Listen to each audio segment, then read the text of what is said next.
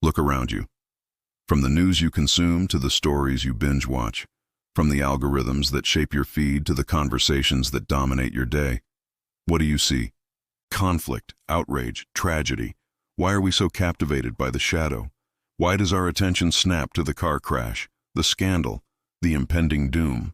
Today, we're going to pull back the curtain on the glamour of negativity, how our own brains are wired for it, and how the world around us expertly exploits that wiring. Part 1. The brain's dark secret, negativity bias. You know, our brains have this wild tendency to focus on the negative stuff more than the good things. It's kind of crazy, right? Let's start with the fundamental truth. Your brain is a survival machine. For our ancestors, paying extra attention to threats, the rustle in the bushes, the sign of danger, was literally the difference between life and death. This isn't just common sense. It's a deeply ingrained psychological phenomenon called negativity bias. Simply put, negative stimuli have a far greater impact on our psychological state and processes than positive or neutral stimuli. A bad experience sticks longer than a good one. A harsh criticism outweighs 10 compliments. We're wired to detect, dwell on, and remember the bad. Why?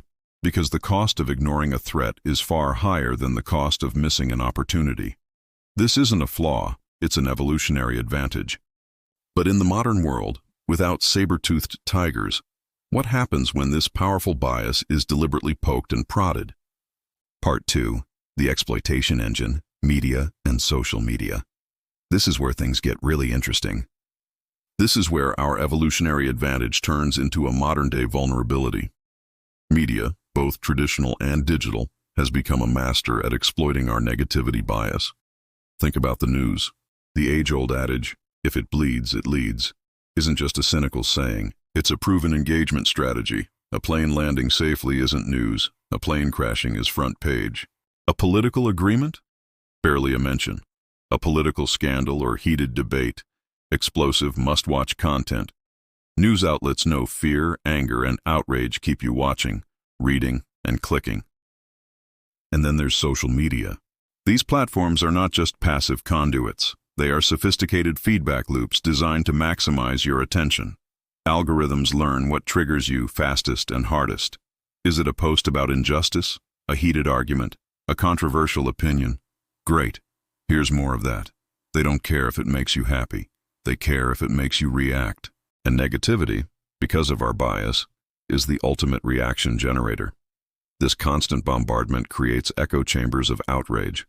We're not just informed, we're perpetually agitated, convinced the world is worse than ever, because that's what's most profitable for the platforms. We're addicted to the drama, fueled by our own brain's ancient wiring, expertly manipulated by modern code. Part 3. The dark allure, pop culture, and storytelling. Let's dive into how these spooky tales have totally shaped our favorite movies, books, and shows. Beyond the news cycle, our fascination with negativity finds its most artful expression in pop culture and storytelling. From ancient myths to Shakespearean tragedies to modern cinema and television, the dark side holds an undeniable glamour. Why do we flock to stories of villains, anti-heroes, and epic failures? Why are psychological thrillers, true crime documentaries, and dystopian futures so compelling? Let's explore some of the techniques used by the cinema and storytellers. First is the power of conflict. Stories need conflict. Without it, there's no drama, no character development, no plot. We're drawn to struggle because it reflects the struggles within ourselves and the world. Next, let's explore empathy and catharsis. Watching a character navigate betrayal or tragedy allows us to experience powerful emotions safely. We can feel fear, sorrow, or anger without real-world consequences, often leading to a sense of catharsis or emotional release. Third on the list is the anti-hero's appeal. Characters like Walter White, Harley Quinn, or Tony Soprano aren't good people, but they are undeniably charismatic. They defy norms, operate by their own rules, and often achieve a perverse kind of success. We're drawn to their freedom, their power, and their complex motivations, finding a dark wish fulfillment. They represent a primal rebellion that can feel exhilarating. Fourth and the last is the exploration of taboo. Pop culture allows us to explore the forbidden, the grotesque, the morally ambiguous. It's a safe space to grapple with the darkest aspects of humanity without having to directly confront them in our lives. Cinema, especially, uses masterful visual and auditory cues to make these negative themes glamorous. Stylized violence, intense musical scores, compelling dialogue, all designed to make the uncomfortable compelling. It's a mirror reflecting our primal fascination, polished to a high, irresistible sheen.